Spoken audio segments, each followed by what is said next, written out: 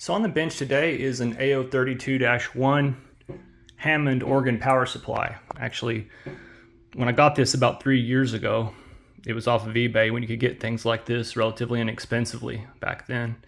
And I measured the can cap and it was bad, so I replaced it with an F&T, which I've wired in properly, and then actually managed to get a bond of solder direct to the chassis. Here we have a 2 microhenry choke, and there's the power transformer. Now the power cord I've just rigged temporarily for testing purposes and soldered to a terminal board. So let me place the amp in the upright position, rather power supply, it's not an amp yet.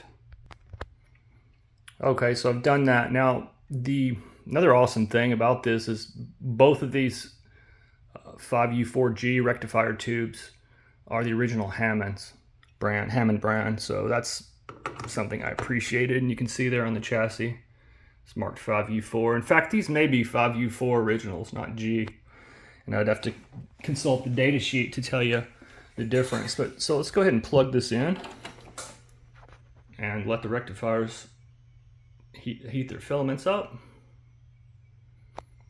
And now take our multi-tester. I'm gonna have to get a jumper. Okay, so I've attached the negative lead of my DMM to the chassis. And here we can see approximately 600 volts RMS, 595 point, well, around 595 volts RMS.